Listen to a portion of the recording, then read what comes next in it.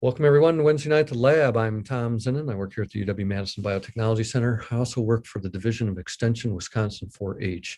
And on behalf of those folks and our other co-organizers, PBS Wisconsin, the Wisconsin Alumni Association, and the UW-Madison Science Alliance, thanks again for coming to Wednesday Night at the Lab. We do this every Wednesday night by Zoom, 50 times a year.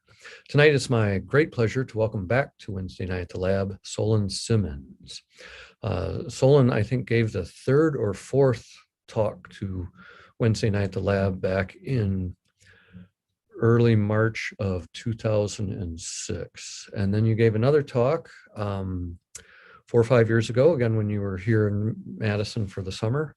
And I appreciate that you're back here again by Zoom, but here in the city of Madison because you're spending some time here this summer. So Solon, I get to ask you the 5 questions. Here we go. Where were you born? I was born in Indiana, in Indianapolis, Indiana. And where'd you go to high school? I went to high school I grew up in Bloomington, Indiana, which is just down the road, the home of Indiana University. And I went to Bloomington High School North, one of the 2 high schools there. And where'd you go for your undergrad and what did you study? I went to the University of Chicago and originally studied physics and then transitioned into a unique program there called the History and Philosophy and Social Studies of Science and Medicine, I believe. Is a long program called HIPS. HIPS was the name, but it's basically a history and philosophy of science. Great. And then where'd you go for your advanced degrees? I came to Madison and studied and got by with my master's degree here in sociology, and as well as my PhD, and graduated in 2006. And then where'd you head to? And went right away to my job at George Mason University, which was an up and coming university at the time, and now is a Research One university and the largest university in Virginia, just outside Washington, D.C. Very nice.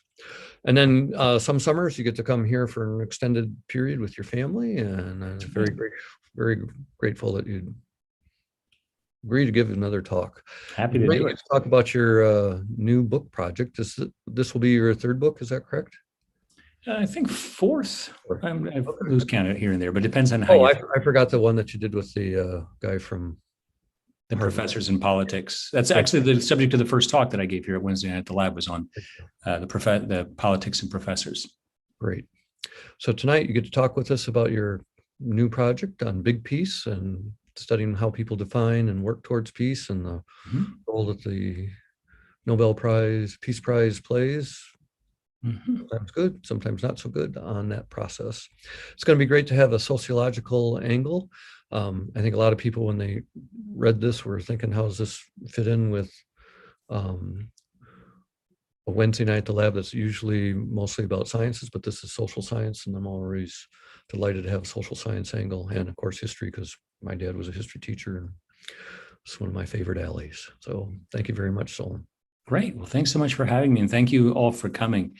I do think it's appropriate to talk about peace here in a lab context. In fact, I'm from the Jimmy and Rosalind Carter School for Peace and Conflict Resolution at George Mason, and we have a new set of institutions that we call peace labs. So we're very much thinking of these as scientific. We think of this process as a scientific endeavor, trying to bring the best of social science to bear.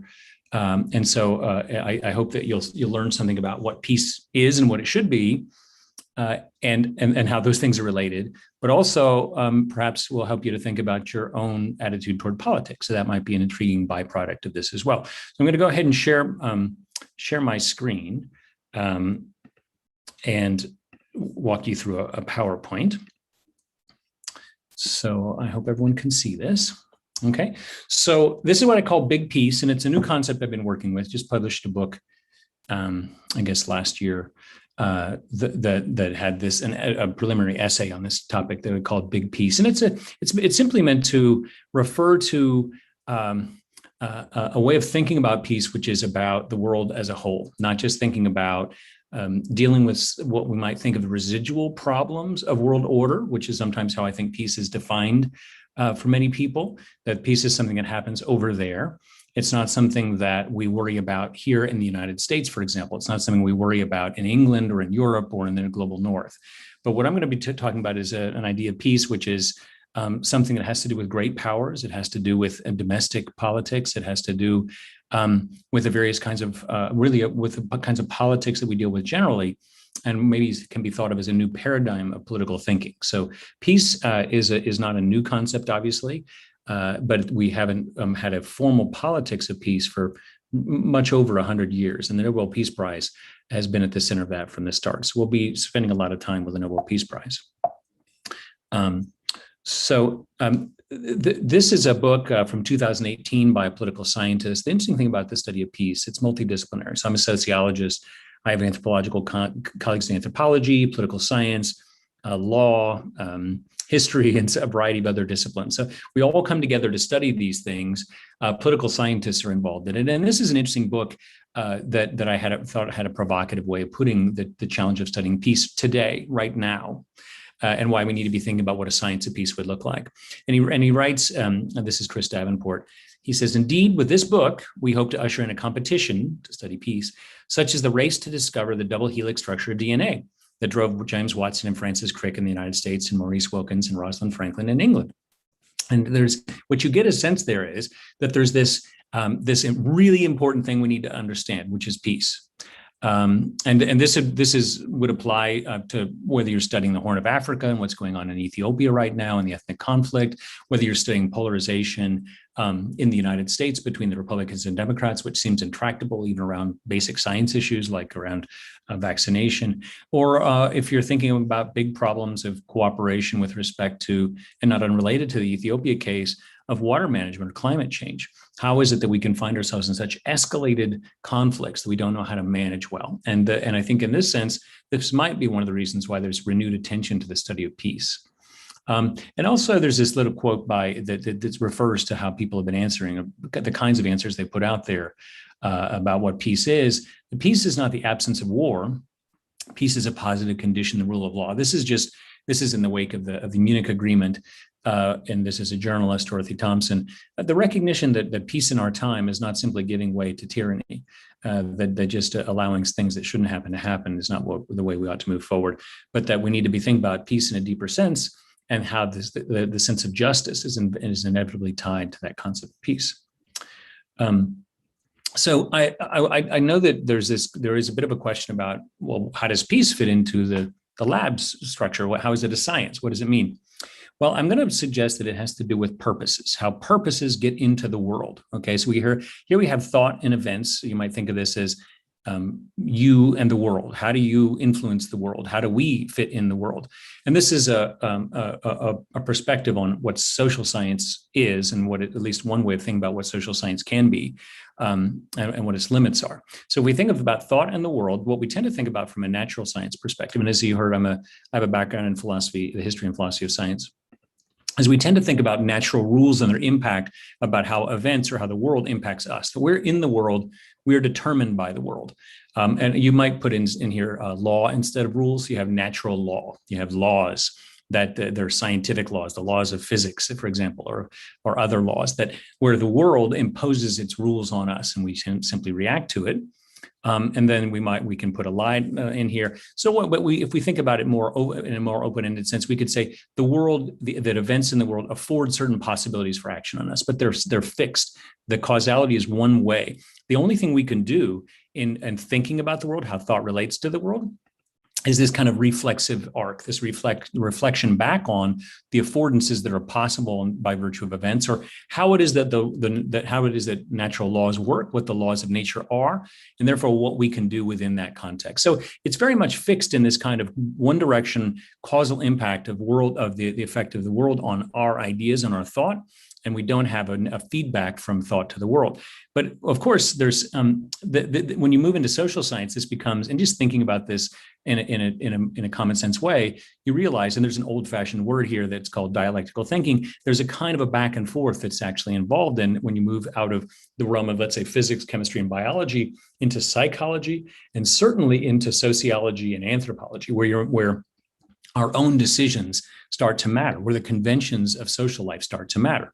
And so here we have the causal role of conventional choices. The choices that we can make can change the laws of the laws of nature themselves, the laws in this case of political nature. So you see political thought therefore can have an impact on the political world. It can change the way it works so that the way that we think about the world actually feeds back into the world and has an effect. And an easy way to think about this is something that's purely conventional, like money, that we accept pieces of paper or now pieces of plastic that produce now lights on a device as money, and it's sufficient to transfer resources.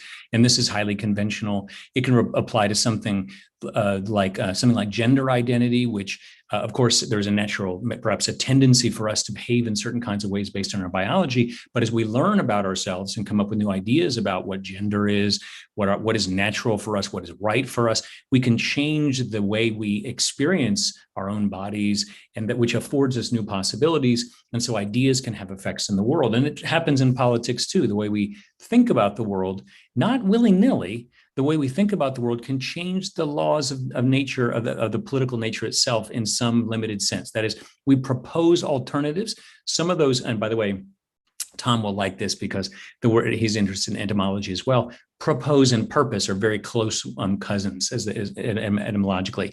And so our proposals about how the world should be can impact and change the way the political world actually is. And this came up in a conversation earlier. This is something that Tom had said earlier this month. One of his favorite quotes from Winston Churchill: "We shape our buildings there after they shape us," and why we had to rebuild the House of Commons. Because the idea was, if you don't build the House of Democracy again after it's destroyed by the Nazis, you've effectively given up on the notion of democracy. Now, if you had a natural laws perspective on how political systems operate, you'd say, well, who really cares if we have a symbol of democracy or not? Human beings are democratic. They naturally are. Eventually will become democratic again. Churchill obviously didn't believe that. And I think for good reason, that we can actually change the world and by the way we think about it, especially in the higher order social concepts, which is important because it speaks to the kind of methodology that I'm going to be proposing to you tonight, why I'm going to be studying, as you'll see, the Nobel Peace Prize. So if you think about this process, political thought has effect on political events, these kind of dialectical back and forth relationship of affordances and purposes, which then at a later time too is a different world, which then transitions again to another world and so on.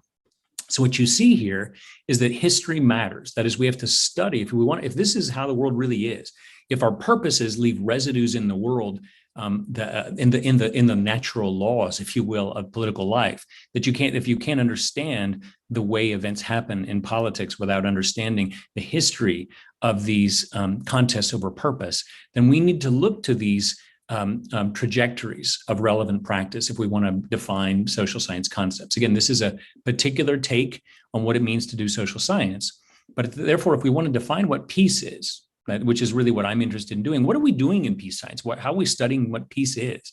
If we want to define what it is, we can sit around and think about it in the abstract, but it won't be as effective as looking at people who are struggling with the concept themselves in real time, making hard choices which then have effects on the world, and then feed back into where the events produce affordances for new actors, and then so on, that this spiral keeps going. And in that way, I think it's important for us to pay attention to the history of something like the Nobel Peace Prize, what I call a salient trajectory of relevant practice, to see how people who've been interested in peace have studied the concept over time. Okay. So this is the data for this project are the Nobel Peace Prize. And I think about these data, and I'm not trying to produce a model of what the Nobel Peace Prize is about. I'm not interested in the Nobel Peace Prize in terms of whether it was done well. There's a really interesting discussion about the will itself. Should the will of Nobel's will, which I have the relevant text here before you if you want to read it, should it be respected? If Nobel didn't want this to happen, the peace to be defined in this way, should we go back to what he meant by the concept and so on? So it's an interesting set of questions. But what I think is most interesting to me is not what the Nobel Peace Prize has been and to think about it defining peace in an exhaustive way, but instead to think about it in that as a salient trajectory of relevant practice, meaning it's the most high-powered, most salient space, most revered space in which people have actively tried to define peace in a way that is very high profile and which will produce feedback that is perhaps negative toward them if they don't do it well. So it's in these kind of settings where people are actively grappling with the concept where I think we can learn about it. And for me, therefore, the Nobel Peace Prize is something like training data for an algorithm, if you will, by training our process on this particular long trajectory of data. We can learn something really interesting about the general contours of what peace could be. And what it has been, at least over this in this one particular setting, and it might give us a better, I would say, the best way of thinking about how to define it in pursuit of that DNA double helix structures. And again, because it's a social, we're talking about very high level social processes. There isn't DNA doesn't care what we think about it, nor do electrons or cells. Well, maybe cells, depending on how spiritually inclined you are. But concepts like peace do. And when we define them in a different way, when Barack Obama gets the Nobel Peace Prize, it has an effect on how we think about both peace and also the Nobel Peace Prize itself. So these are important things, and this is the reason why I'm going to be studying the Nobel Peace Prize. So what I'm going to suggest is, and this is really the heart of the talk, so if you can focus on this, I think you would go a long way into where I'm headed, is that I think about peace in terms of three big choices. There are three big choices that I think we all face, and they're what I'll call moral dilemmas. And here's the first set. The first set is to ask yourself, and this is true, you may not think of yourself as a peace theorist or a peace thinker, but I think you probably are, in the sense that you're interested in a general space that I call moral politics. How do we introduce morality into politics, as opposed to, again, just letting natural laws play themselves out and we're playthings of these laws? How do we introduce our own purposes into politics, therefore making it more just at the same time? And I think that there are some big choices here, which is I have four here. I'm going to talk about it in terms of four concepts: building trust, telling the truth, repairing damage, and bringing people together. There's really one big choice, and the choice will be this: are you a peace person or are you a justice person? And this may sound kind of either nonsensical. Well, I'm both, of course, and of course you are.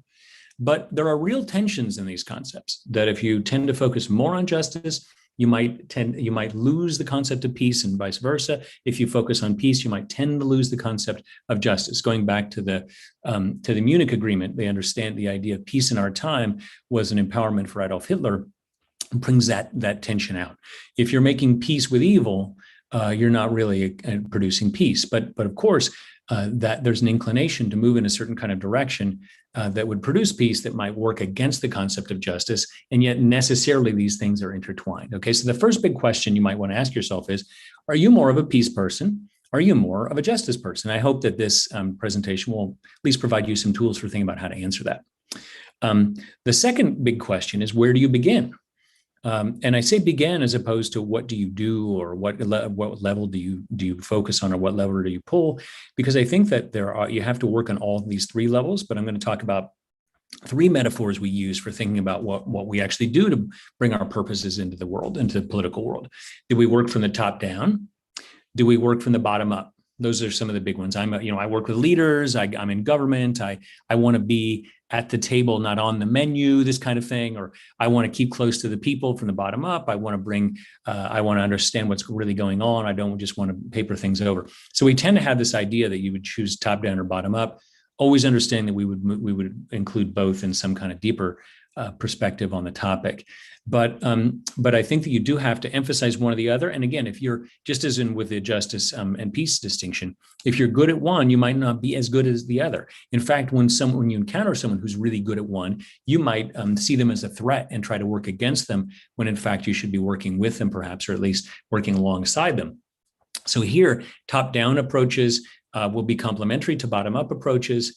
But they miss a third thing. And this is a concept, I don't know that if you've thought about this before, but what I'm going to call from the middle out. And this is not my concept. It's from a thinker called John Paul Lederach, which you'll see again.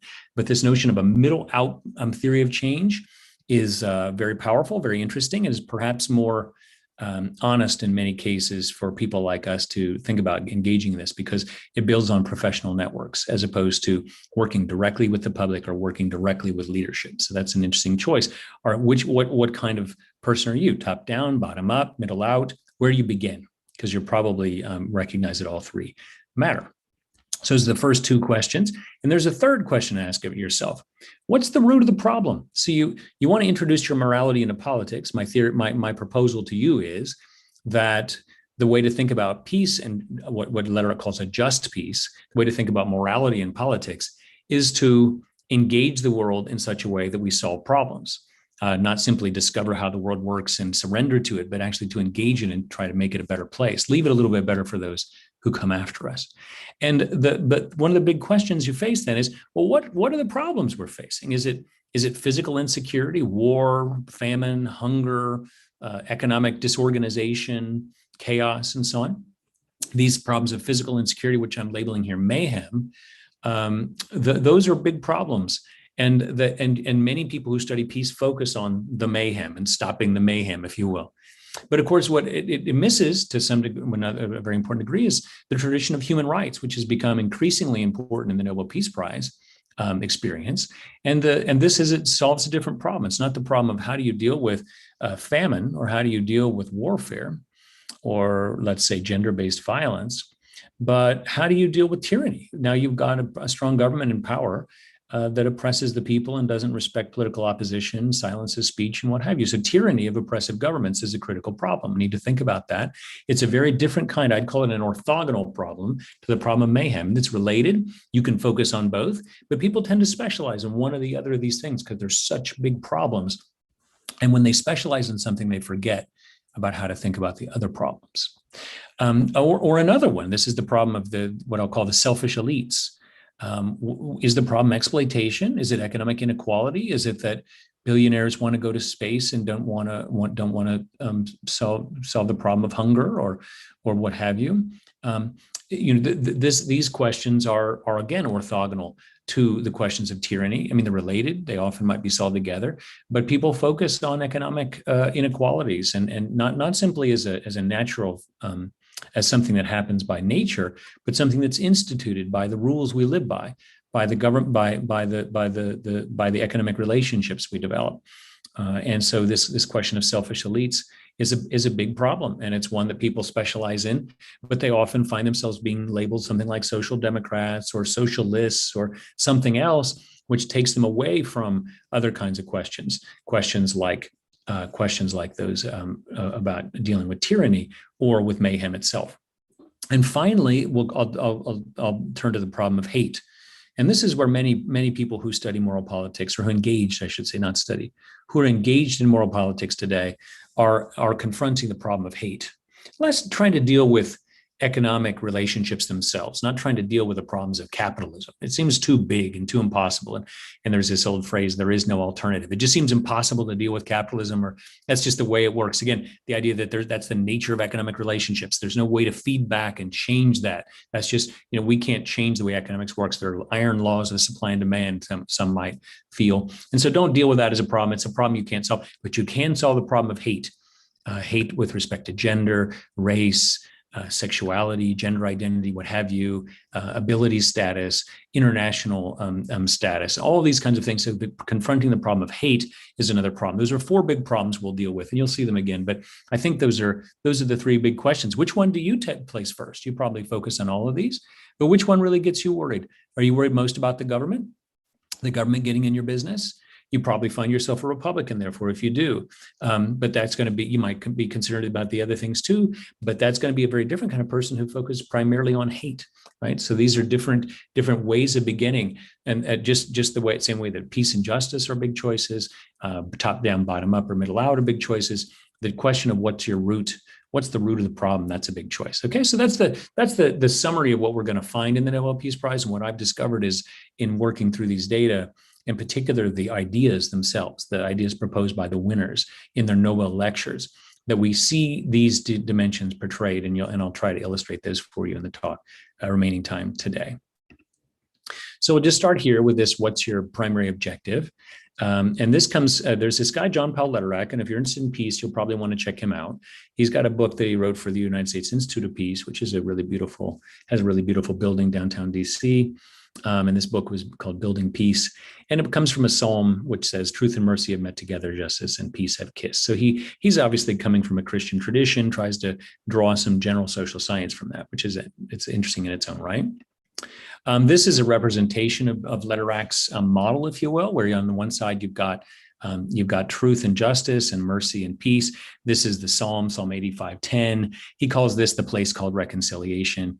And you've got justice being focused on truth and justice. And then you've got on the other side, peace, which is encompassed by the concepts of mercy and peace. I'm going to change these because as you see the redundancies already, that justice is got justice and peace and peace. Also, reconciliation is what he places at the center here.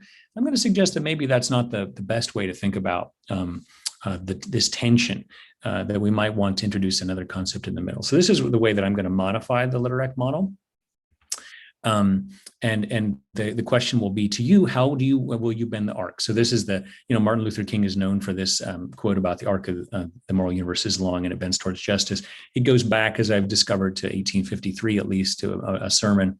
So it's not really Martin Luther King's coin, but nevertheless, we can think about what we're trying to do is bend the arc of the moral universe, right? We're trying to get involved in politics. We recognize that it just doesn't bend on its own, right? That is, well, I suppose, based on your theological orientation, who can say, but that human beings have to take part in creating justice, have to take part in creating this just peace. And so what I'll do is I'll introduce these new words in the place of the old. Will be focused on truth and accountability on the justice side, and trust and cooperation on the peace side. So the big choice then would be, are you the sort of and think about the South African case with truth and reconciliation. So reconciliation in this model would be pushed more toward the peace side than it is toward the justice side. So the people who are really interested in reconciliation tend to be more peace type thinkers than justice type thinkers in what I'm saying here. So what you'll notice, you'll want to ask yourself the question, well, am I worried more about telling the truth about what happened, about the atrocities of the past and getting that out, irrespective of what happens, if it causes bad outcomes, what have you? Do I focus there? Accountability. Am I interested in righting wrongs and restitution, in sometimes even, revenge is a strong word, but making sure that people pay for what they've done. Right. And this is important when you're fighting something like hate. If you think of Black Lives Matter, very strong justice component in the Black Lives Matter campaign for obvious reasons. Telling the truth, new histories, rethinking old political figures, old historical figures, Christopher Columbus, George Washington, Thomas Jefferson, all portrayed in new ways. Telling the truth about Thomas Jefferson's life will be a critical piece of the movement. Accountability and so on are going to be critical pieces of the movement, which will be different than focusing on trust and cooperation. Okay, so there's a tension here. They're related. The people who focus on one often focus on the other, but you'll notice in the definition that there's a bit of a tension. Okay, so what I've done is I've gone through the Nobel Peace Prize and I've used a machine learning technology called Leximancer, which sounds very mysterious, but it's a very interesting text analysis program. It's an artificial intelligence device that effectively counts words, models them, and produces these really interesting interpretations. So I've been able to go through all of the speeches given by the Nobel Prize winners and have analyzed them using this text analysis software, and have been able to pull out the major themes, which helps me to represent them in the way that that the three big questions represent. So what I've tried to do is I've tried to tease out these Lederachian tensions, this justice versus peace tension here. And on what I've got are two winners here, Matti Ahtisaari, president of Finland, or I believe the leading figure in Finland who became a mediator, and Sean McBride, who is a human rights activist and had a really interesting career. One winner from 2008, one winner from 1974. And just look at the difference between these two very prominent statements in their speeches. So on Ahtisaari, we see, he says, their participation as intermediaries is based on the trust of all the conflicting parties. The task of the mediator is to help the parties to open difficult issues and nudge them forward in the peace process. So you see his focus on both parties having a truth, both parties being closed, being involved in a kind of a difficult closed process. And then the mediator's role is to tease this out and to build that trust. What was in the Psalm was called mercy, but mercy is kind of an old-fashioned word. We don't talk about mercy much these days, but this idea of mercy being this notion of being joined together in some kind of communal bond on a process of building a kind of a union toward a bigger goal. And on the other side, look at Sean McBride. If I've drawn attention to the importance of the military, financial, and ideological vested interests that oppose general and complete disarmament, it was to enable me to emphasize the importance of the role of non-government organizations and of public opinion in the field of disarmament. In other words, I'm going to put pressure on you folks. I know you all are trying to behave well and act like you're doing what you should be. You're not. And I'm here to scowl at you, as you can see in the picture, and to show you that you're not doing what you should be doing. Okay. So, so this is the tension you see. That Ahtisaari is a very different kind of figure than Sean McBride is. Both are peace activists, though, in the sense, I should say it this way. Both are engaged in bending the arc of the moral universe. Which one appeals more to you? And it's an interesting thing to think about. Well, let's take another example to see how this works. So here we have Betty Williams, who was involved in what was called the Peace People in Northern Ireland, and she got the prize in 1976. This is after the famous Troubles. And then we have Amnesty International on the other side, which is focused on prisoners of political prisoners primarily, prisoners of conscience and so on, and anti-tyranny work. What's interesting here, and by the way, the nice thing about this Nobel Peace Prize, if you haven't looked at the winners in the history, is that any really big political issue that's come up over the years tends to have something associated with it. A winner tends to come out and be associated with it. It's kind of a nice way to study history too. Anyway, so Betty Williams was a woman who just decided that this was enough, and we have to recognize we all live together here, and we're going and we, these women, mothers and sisters and so on, we're going to do something about this, and we're going to bring together a process which eventually would culminate in the Good Friday Accords agreement down the road. But here's how she put things in one of her salient statements: let women everywhere from this day on encourage men to have the courage not to turn out for war, not to work for a militarized world, but for a world of peace, a nonviolent world. To begin to have that kind of real courage, people must begin to breach the barriers which divide them. So you see how the trust building, and there's a really interesting notion that we move forward at the speed of trust, a popular book now, that how important building trust between conflicting parties is. An actor like Betty Williams is a role model for those of us who might want to just look around and say, I want to do something and move this forward. And one of the ways I can do that is by building trust, as opposed to joining Amnesty International, which is another viable option out there, joining it, funding it, maybe becoming, a worker, someone associated with it directly, right? Or similar organizations. And what we see here in the way that they frame what they're up to, they say, to use human rights as a means to some other end is perilous. Only when human rights are seen as ends will a violation of human rights be approached universally, impartially, constructively, which in the world of real life conflict means we don't care if it would be convenient for you to ignore some of the human rights abuses of some of the leaders who now want to have peace. Or we want to focus on those abuses, and we want there to be accountability for those abuses. And this has been really important in many parts of Africa, but it's not only there. This is an attitude. It's an attitude of accountability. And until we have accountability, there can be no justice.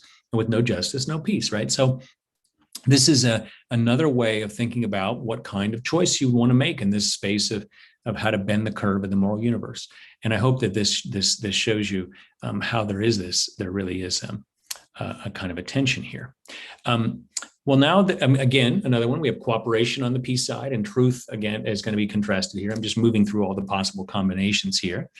We have a guy named Gustav Strazman, the foreign minister of Germany. Really interesting. Had this guy not died, maybe Hitler wouldn't have come to power. It's an interesting point because he was a very important and leading figure in Germany who might have been able to play a big role in the 30s had he survived. But anyway, Strazman is going to be emphasizing cooperation here. He's a peace person, therefore, and Médecins Sans Frontières is going to emphasize truth.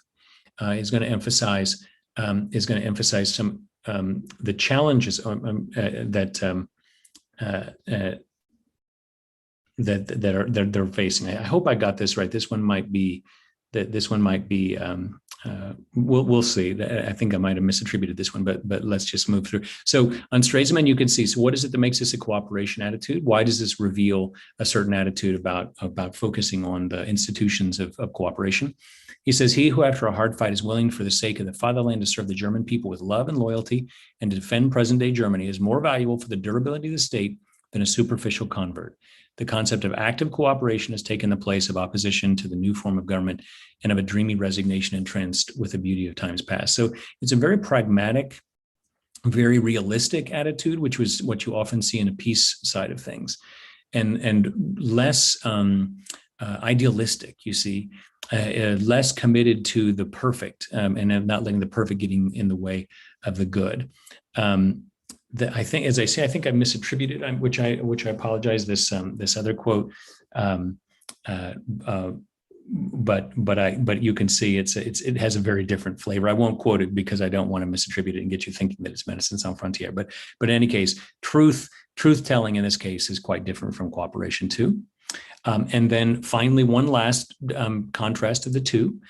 Here we have Mikhail Gorbachev, and I'm going to present him as a cooperation person, and a guy named Denis Mukwege, who is a person who opposes gender-based violence and rape as a weapon of war.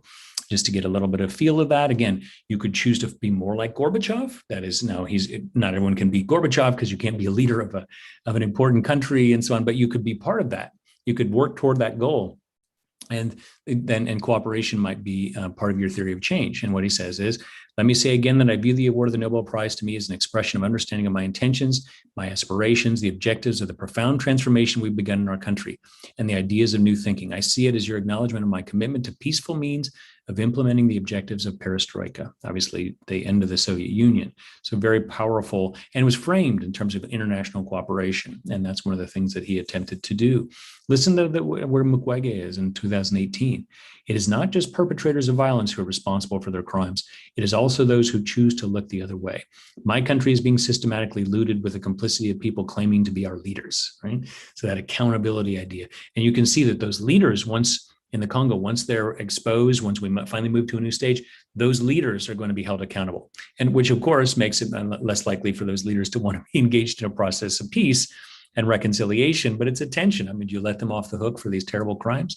This is, again, a tension that you face, right? So just to get a feel for how different these figures are. And there are two more in this case of peace versus justice I want to emphasize that really are about, a controversy among friends or people on the same side of this divide insofar as it's divide. So here we've got the Friends, which are the Quakers Friends Service Committee in Philadelphia. They won in 47, and Jimmy Carter. Okay, so these are really complementary. So what you see, though, is this idea of trust versus cooperation, because some people are going to focus more on that trust building. It's more the kumbaya side. And some people are going to focus on cooperation, which is the hard business of getting to an agreement, right? Which is really where Jimmy Carter was. So the trust side, it is aimed at creating peace by setting an example of a different way of international service. So our foreign relief is a means of rehabilitation and is intended not merely to help the body, but to help the spirit and to give men hope that there can be a more peaceful world, right? So this might be the deepest sense of what you might call peace, right? The Friends are peace people all the way through. But in a kind of a caricatured way too. Jimmy Carter, ironically, that my school is named for Jimmy Carter, was a little more hard-nosed. And this is kind of a tough speech he gave in 2002. But he says here, it's clear that global challenges must be met with an emphasis on peace and harmony with others, with strong alliances and international consensus. Imperfect as it may be, and imperfection is really critical here, I think, because that notion of everyone being flawed is important. There's no doubt that this can be best done through the United Nations, which Ralph Bunche described here in the same forum as exhibiting a fortunate flexibility, not merely to preserve peace, but also to make change, even radical change, without violence. So again, more the attitude, the sort of attitude of mercy, forgiveness, reconciliation, as opposed to the hard-nosed business of cooperating and making that cooperation a centerpiece of how we organize our lives. Not really a fundamental tension, but a bit of a tension. And as a choice that you face as a moral actor, it's one you might think about. And then within the same, within group tension, we will have Malala Yousafzai and Kailash Satyarthi, who both won the same year in 2014. And this is what I'm representing as a truth versus accountability point of view, which is more of the justice versus the truth telling, because the truth telling doesn't necessarily involve any kind of accountability. But as with Malala, you see, however, my brothers still call me that annoying bossy sister. As far as I know, I'm just a committed and even stubborn person who wants to see every child getting quality education, who wants to see women having equal rights, and who wants peace in every corner of the world. It's really, I think, a kind of a truth teller, a role that you could play, right? You can be involved, you can be like Malala. there's a certain appeal to that. But then it tends to disconnect you in some ways from the very hard work of institutional change, and that's where we see this Sadyarthi example, where he says, I call upon you in this room and all across the world. I call for a march from exploitation education. I call for a march from poverty to shared prosperity, a march from slavery to liberty, and a march from violence to peace. And his whole business is child rights, making sure children are not exploited and abused. And he's got a social movement which is dedicated to that. So this just as a whole, this was that's our first question: the tension of where do you fit in terms of focusing on justice and peace? Where does the field fit? And so this is where we're back to the science. The science, what we're studying, are we trying to look at what tends to produce more justice orientations, what tends to produce more peace orientations? The field has been split on that, and that's part of this DNA structure of peace that we're in quest of. Okay, so the second big question is, where do you begin? And I've got a quote here from one of the leading peace theorists, Séverine Autesserre, and this is a piece from Foreign Policy. She wrote about and she says, the larger problem, however, is a fundamental misunderstanding about what makes for a sustained peace. So she's known for being critical of these top-down, leader-led approaches that don't get to the grassroots and work with the real problems that people are facing. So there's a question, it's an implicit critique of top-down. Here's just what's called the peace building pyramid. This is from that book by John Paul Lederach I mentioned, that talks about different ways you can move. And here you see all three, though, right? You see grassroots, you see top leadership, but also this middle range leadership, this middle out point of view, which I think is one of the most interesting features of that book, is thinking about how middle range leadership really can be effective and is an alternative to working only at this dichotomy between top and bottom. So how do we know what the difference is? Well, let's just take these two different kinds of people. So this is Anwar al-Sadat. This is from the big the big peace deal between Egypt and Israel that Jimmy Carter brokered and that was rewarded in 1978. And this is Anwar al-Sadat. And he says, this is Camp David. He says, that's why it requires politicians, right? So he's saying, politicians, I'm a president, I'm a leader who enjoy vision and imagination and who beyond the present look toward the future. It is with this conviction deeply rooted in our history and our faith that the people of Egypt have embarked upon a major effort to achieve peace in the Middle East, an area of paramount importance to the whole world. Okay, he's a leader. He comes together with Begin in Camp David. Jimmy Carter organizes the whole thing. They disappear. They talk about their grandparents and all sorts of things, or their grandchildren, and they come up with a deal. And the deal is still in place, so it's very powerful, very effective. You can't say it wasn't effective. In fact, it's a model for peace building. At the same time, it doesn't do a whole lot for the people on the ground, the Palestinian people, for example, the inequality in Gaza. The conflict is obviously not resolved, but it did introduce a certain important part of peace. Now, take another winner. This is a Liberian, Lema Bowie, who was in Rising Up, a women's movement rising up in part to confront gender-based violence, but just the civil war in Liberia, who has a women's movement that effectively stands up and shames the men who are engaged in conflict into overcoming the civil war. And she describes, this prize could not have come at a better time than this, a time when global and community conversations are about how local community members and unarmed civilians can help turn our upside down world right side up. So, right, clearly, she knows how to change the world. Very different kind of model, and it doesn't necessarily work with leadership at all. It's working with the people. In this case, women who did things like even threaten to strip naked and shame the men, because in the culture to be seen naked, to see your mothers naked is a deep shame. So that using this kind of this is a street level form of engagement, and I think you can see why that's different than what was going on at Camp David. But also there's a middle out point of view versus a bottom up. So and this one is something we need to keep in mind. I've got the most famous of all Nobel Peace Prize winners, Martin Luther King, here, and I'm going to have him represent the bottom up. I won't say much more about Martin Luther King. I think everyone knows who he is and what he's done. But I think he's most interesting as a leader of a social movement, the civil rights movement. But here's a guy, Nicholas Murray Butler, who won in 1931, and he won as I believe he was the president of Columbia University. And this is something maybe you too, that is you in this room, could do something like this. That is, use your professional position to engage in a certain kind of way, which would allow for networking and some kind of better understanding, either for peace or justice. Because keep in mind, this is separate from the question of whether you're focused on more of a justice and truth point of view or more of a peace point of view and building trust and so on. But what we have here is a guy who uses his position as a president of a university to try to build peace and promote understanding. And I won't read it here, but it's an interesting question about how to use universities themselves to build peace. And then finally, this one is very interesting to me because I think that the middle out actors face a particular problem. And that problem is essentially working with professionals, people who are educated, who have good positions, who have jobs. They've got a little bit of power. Like take a professor. I'm a professor.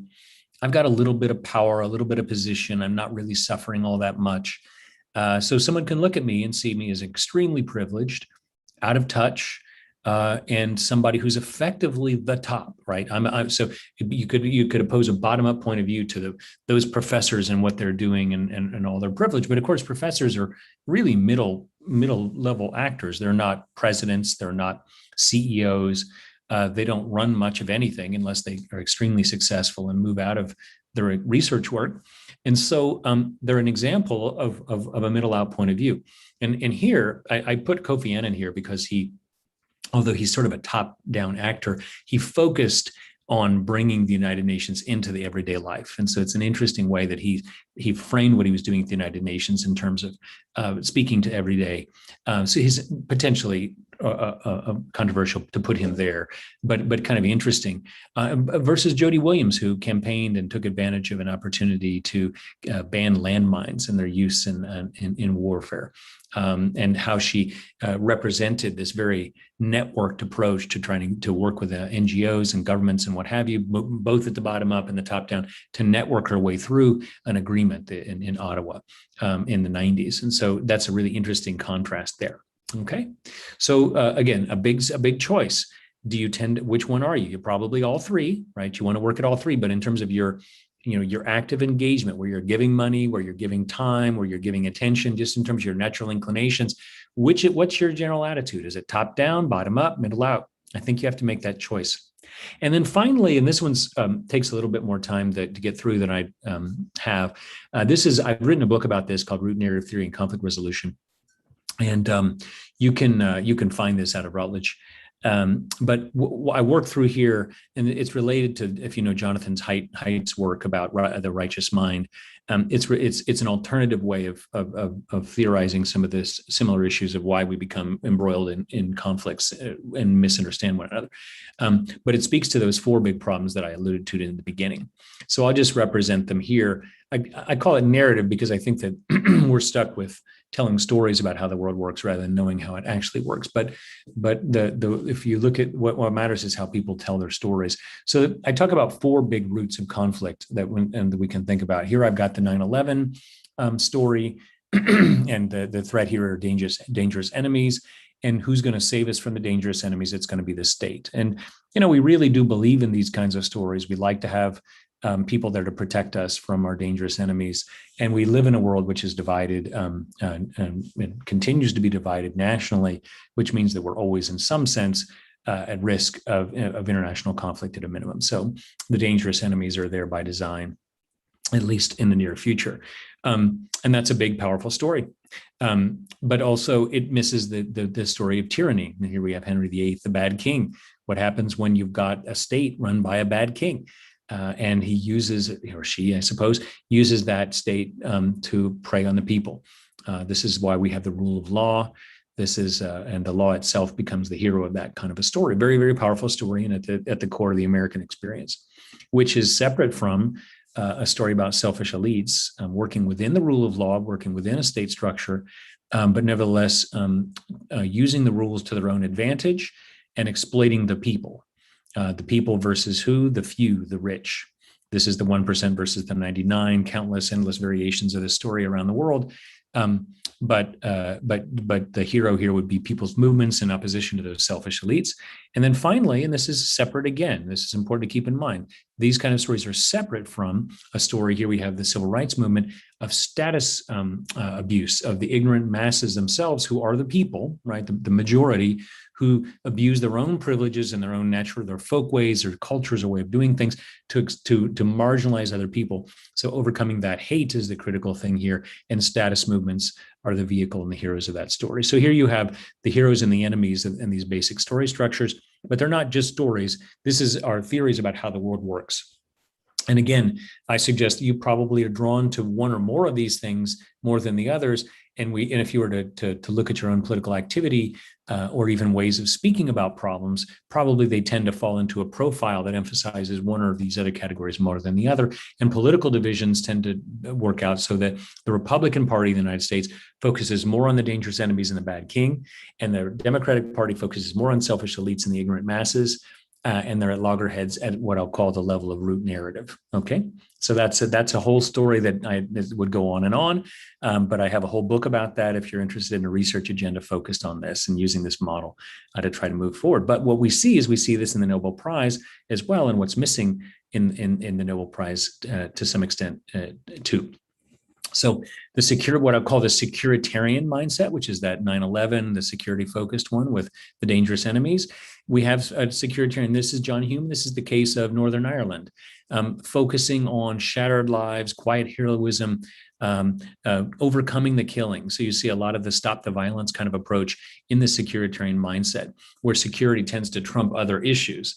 And John Hume was a representative of that focus on security, whereas Aung San Suu Kyi, one of the winners who's no longer all that celebrated, because when she finally got in government, she had to participate in some of its worst excesses, perhaps, in Burma.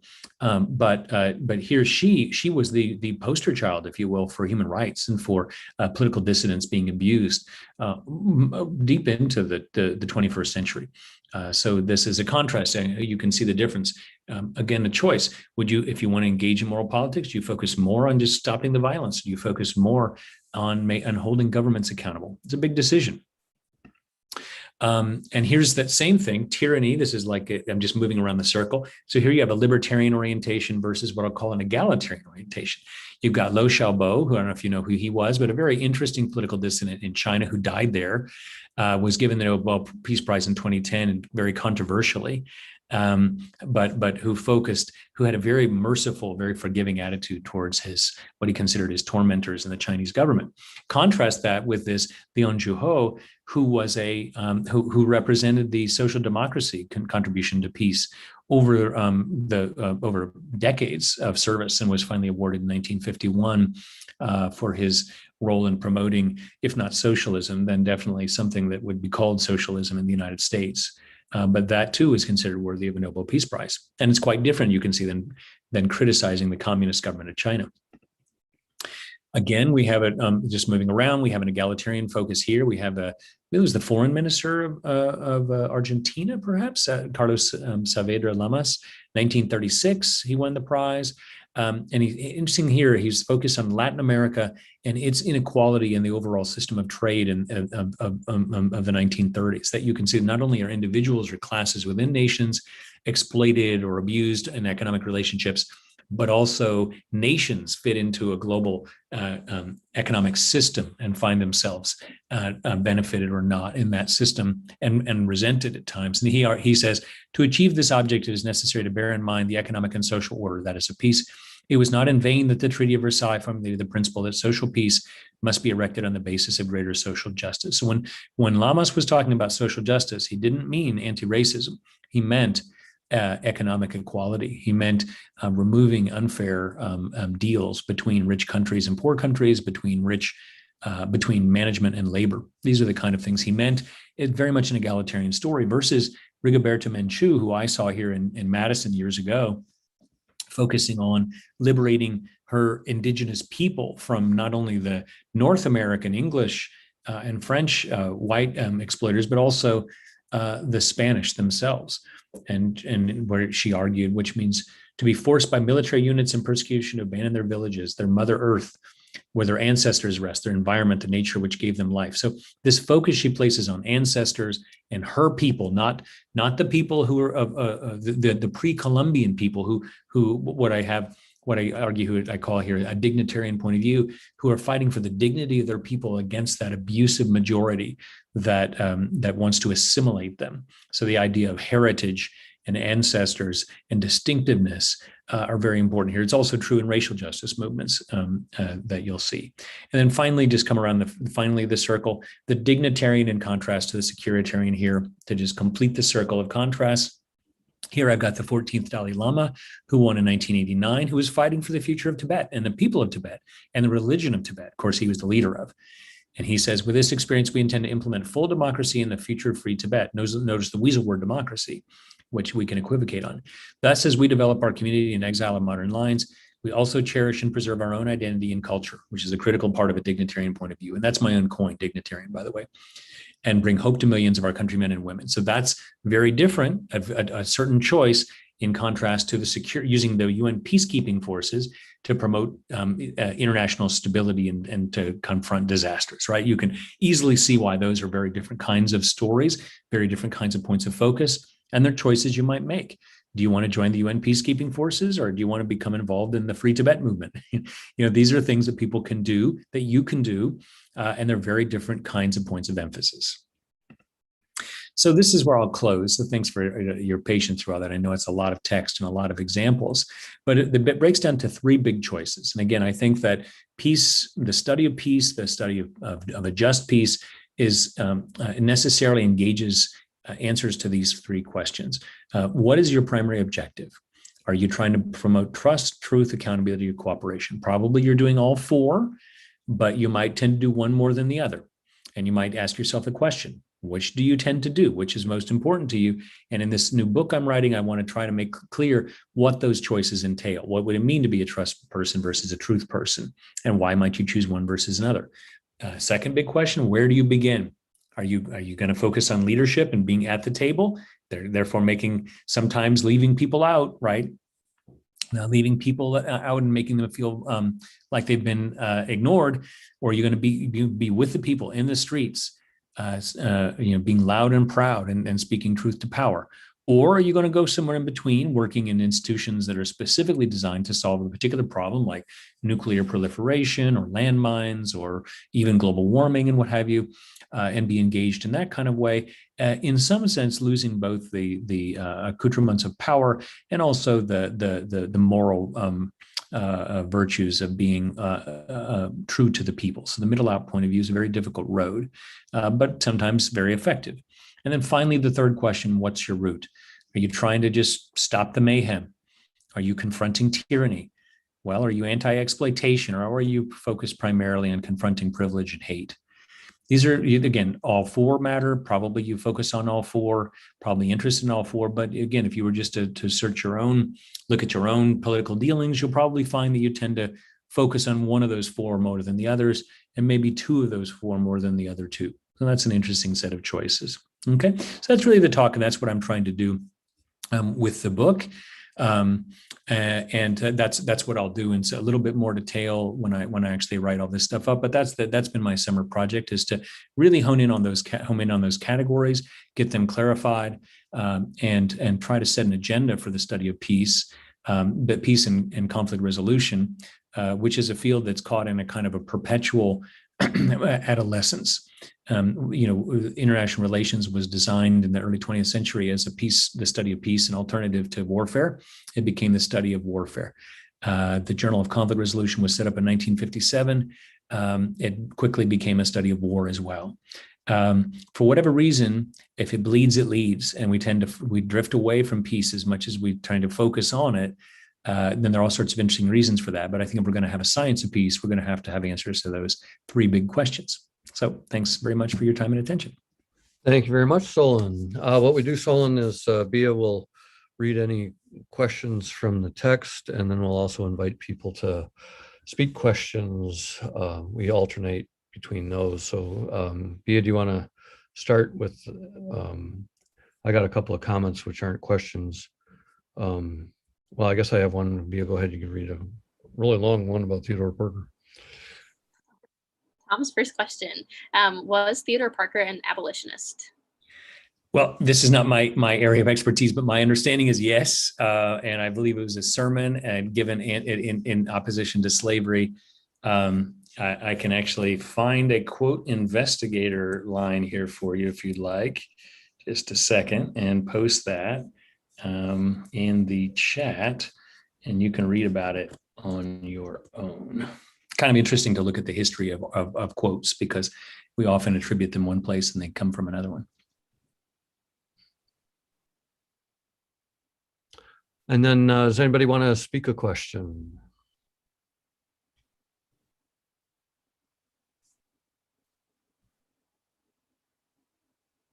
B, why don't you go on to Sandy's then? All right, Sandy asked, what text analysis software did you use? So I used a program called Leximancer, like necromancer, but with words, Leximancer. And kind of an unfortunate, I suppose the idea is that it does magic with words, but it's a machine learning tool. The problem of doing this kind of textual analysis is that purely going through and doing qualitative, I use, if you know about this, I use in vivo too. And there's a program called MaxQDA, but that's all hand done. So you read something, you say, hey, this looks like the concept of truth to me, and I'm going to code it that, I'm going to read an next sentence and do that. It's hard to get reliability that way.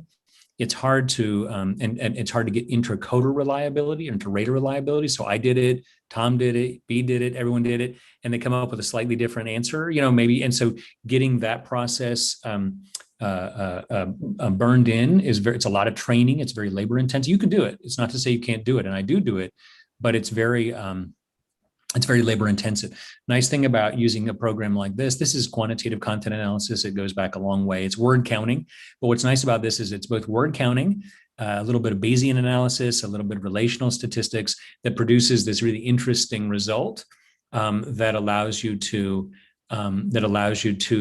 make summary judge assessments of what a person was actually talking about, and do it very quickly. So that's, and also you can do it on a very large corpus of text. I mean, I've done all of these together. You could, someone mentioned Meet the Press. I noticed if I only had all the transcripts of Meet the Press, which I didn't, I would churn it through this big thing and it would produce these summaries. Now, it's not the same as reading. This is what some people call fast reading now in the business. Sort of when you're not actually reading, but you have the machine read it for you, produce there's literally this relational map. It's quite interesting to see what it does for you, and then you feel like you know what it's telling you, and then you go through that and you actually read and make assessments based on that. But slow reading is here to stay. But fast reading it allows us to do things we couldn't do without it, in the same way that statistical software of all kinds does. Thank you. Would anybody like to speak a question?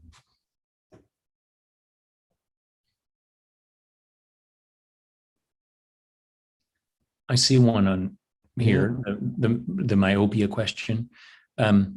If you want to read that, that'd be fine. Yeah, it says, was there any myopia using the Meet the Press and Nobel Peace Prize data sets limiting your analyses that you addressed? And I think it's interesting. So, I mean, you're always missing something when you use a certain data set or a certain methodology. So that's true generally, but that's true of the physical sciences too.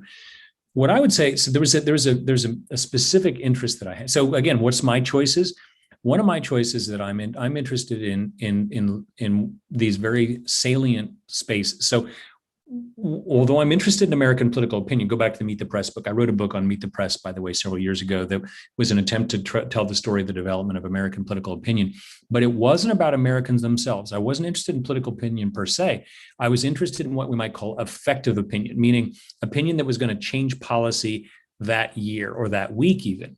And so what was interesting about Meet the Press, and maybe less so now, but still true, is that those Sunday shows covered the issue of the week. That is, they were only interested in the issues that were being debated in Congress. They weren't interested in the issues that mattered to you and me, right? They were interested in what mattered to Congress. And so what you find is you find that the issues that were going to become law, or that were going to structure, we might call it elite public opinion. I call it effective public opinion, the opinion that's going to change things, was documented very well there. So what you miss is you miss all this kind of nuance and diversity of ideas. I mean, there is a very narrow conversation that happened there, but that's in fact the nature of that elite conversation. In this case, I think you could miss many things too if you were to take it too far. But I think what it does show us is it shows us the broad outlines of concern about what peace and about what I'll call moral politics is. And in particular, since the grassroots has become so popular, so people who are studying, who are fighting racism and ethnocentrism, and who are focused on the grassroots, are increasingly popular in the Nobel Peace Prize winning as winners. And so I don't think that we're going to miss too much of that in these data, in part because the committee, going back to that idea of the two arrows, the nature causes the way we think and the way we think causes social nature, that they're very sensitive to that because they get criticism. They hear from people like us who are upset with them and who say, why aren't you focused on this? Why aren't you focused on that?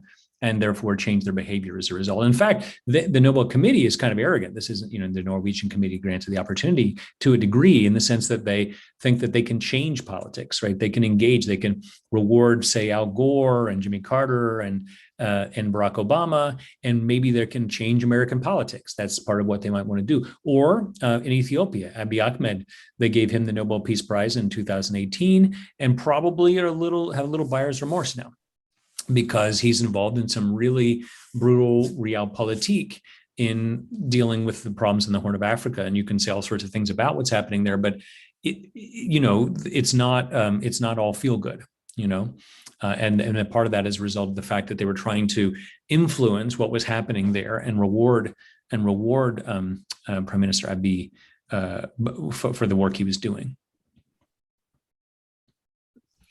Sounds good. Anyone else like to speak a question?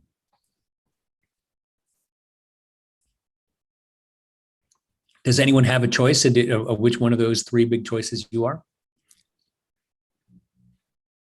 I'm hoping that it'll stimulate. That's why, as you can see, I'm trying to write in a more popular way. I want people to actually think about that. It's like, oh, which one am I? Where do I fit? If you had a typology, where are you? Yeah, it's almost like one of those what do you call those circle things where you get to say what kind of personality you are. Mm-hmm.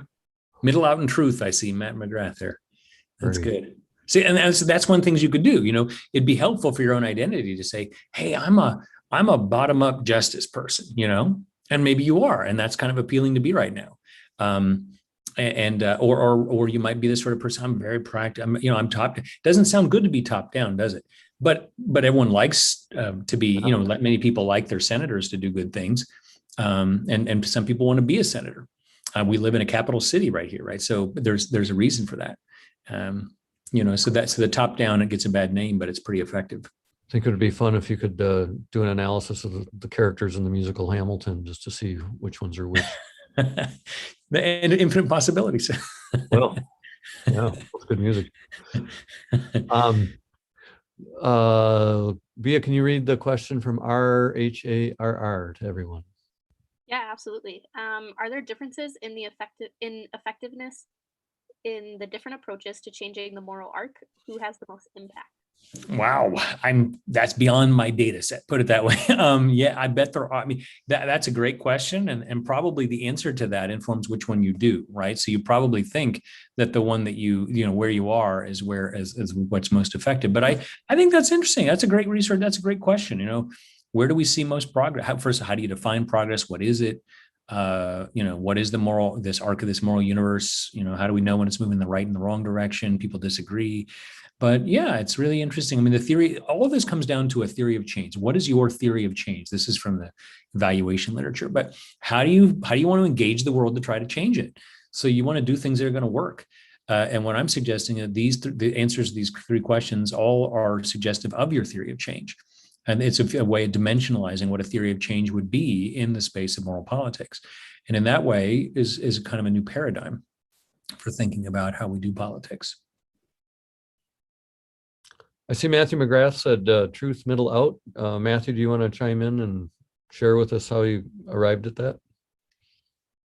You don't have to. I'm just asking if you want to Sure. I'm a journalist, or I had been before the pandemic, and that just feels like a natural fit for me.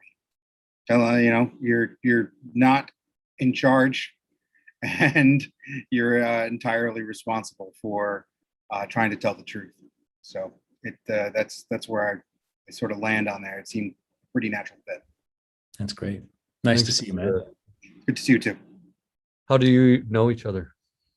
I'm a student at the Carter School Excellent. And where's your basement? in New Jersey. Wow. Look like a Wisconsin basement. It's like that 70s show. Thanks for coming all the way from New Jersey by Zoom. That's great. Thank you very much. Let's see. Via, why don't you go on to Sandy's next one there? Sandy asked, are you familiar with the Peace Council in Madison's work? I am not. No, I have not been involved with that, but thank you for putting that there. And then Lawrence's comment question. Via? Yeah. Wouldn't that be the case that a current environment would determine which of the three approaches you take?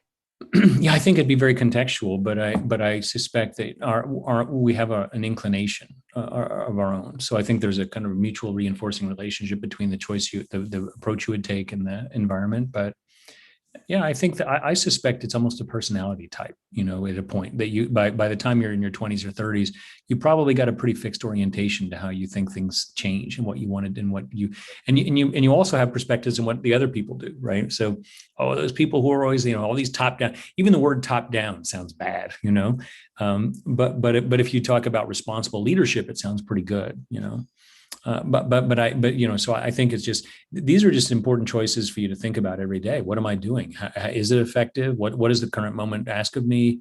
And so on. But I think, this is what's been helpful for me in thinking about this is that, and the reason I started doing this, by the way, is because I notice in our own community of scholars, there are people who are on either side of this and they fight, they're at odds over these things. But in fact, these are reinforcing. Most of the time they got into the business because they're interested in the same outcome, but that produces tensions that if they understood it might produce understanding between them. I wonder if there's since you were talking about DNA, it was one of your original metaphors and all this, and talking about where you end up on this, it'd be interesting to do an analysis of siblings, just to see the environment by genetics or whatever the metaphor would be. To see how similar, how different siblings end up since they're in very similar environments. Yeah, that's true. Yeah. Yeah, I think that there probably is something to this, these basic orientations that would be suggestive of the kind. It's not a dimension of politics we tend to measure. We tend to measure attitudes and different things, but these three dimensions, if you will, are not part of the standard political science array of questions. What is your theory of change? There's a lot of very interesting Thanksgiving discussions that don't happen because people won't go there and talk about such fundamental differences, and you wonder how the hell did you end up that way? Yeah, it's true. I'm thinking the same thing than you. All right. Bia, can you read Diana's? Yeah, Diana says, on my Twitter, nobody trusts the GOP because the GOP doesn't have a truth anyone recognizes as truth. I mostly follow scientists. If science is not true, where do we even start? Oh, yeah, well, that's sort of says it all from the point. But what's interesting, this is one of the reasons why a colleague of mine many years ago, we decided to study the politics of professors, because there was a suspicion that the truth tellers themselves were biased. Now, it turns out that professors are way left of center in the United States and elsewhere too. So the question then arises, why? Why is that? And we never had a definitive answer to that. My friend Neil, my colleague Neil, pursued it. The challenge is that everyone believes their own truth, and I think that so for example, the truth of economics is very much on the side of the Republicans in general, meaning not the way, but I'm just saying that as a discipline, it tends to emphasize policies that are more conducive to Republican Party objectives, for good or bad. I mean, so that's a truth. Is it true? I don't know. I mean, I don't know, but I think that there's this tension there. It's like, how do you know what's true? And part of a peace perspective is starting from a perspective of curiosity. I wonder why that person thinks that. I wonder what their truth is. And then, maybe there's something I could learn about the world that I'm not seeing in the right way. But we're so polarized right now. Things tend to get that's a natural feature of conflict dynamics, is that we start to say, you can't work with those people. They never say that happens in all conflicts everywhere. And so we're just in a highly polarized moment right now. And it doesn't seem to be diffusing anytime soon. Other questions, comments? Lawrence is asking, isn't truth defined by Galileo? Yeah, Nature is a book written in the language of mathematics, right? That's Galileo. I don't think he had much to say about these issues, though. I love Galileo. He's fascinating. I love the dialogue format and all that. The story messenger. What I meant to emphasize, this is Larry, meant to emphasize here about Galileo is you look at the results. If it doesn't work, it's wrong. Basically, and it's obviously the complexity has not been conducive to mathematizing sociology, but nonetheless, the focus of my sense is what is actually happening tells you whether your approaches were right or wrong. Yeah, sure. Yeah, I think being empirical is pretty essential. Yep, I agree with you.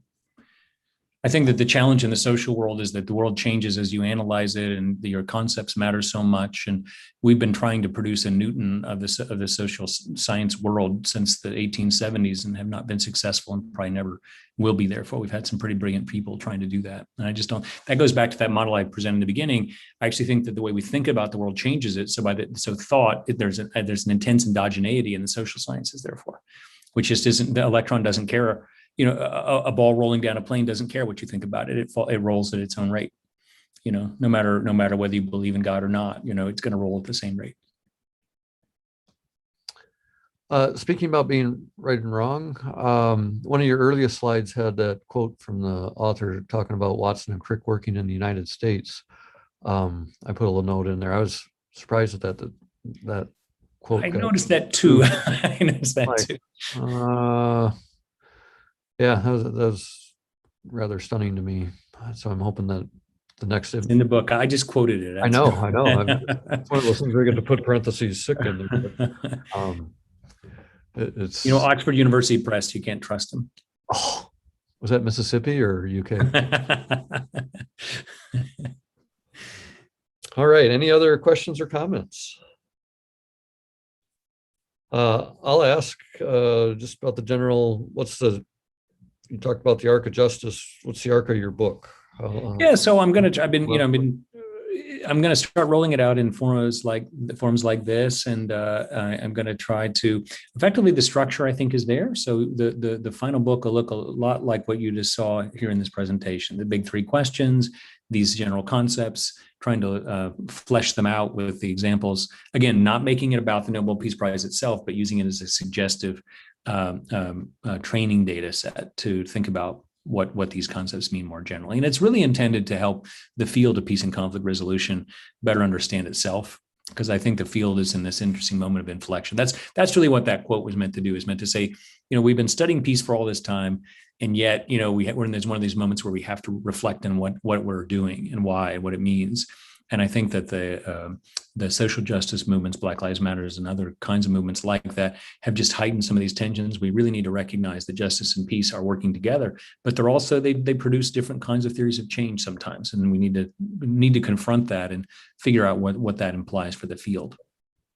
And what's a timeline for writing and publishing a book like this? You throwing sand in my eyes? Is that what this is? I'm hoping to do it soon. So what does your life look like? Well, I'm hoping it'll be, it'll probably be end of the calendar year. There'll be a draft, but we'll see. Publication always takes a while. Oh, okay. Yeah.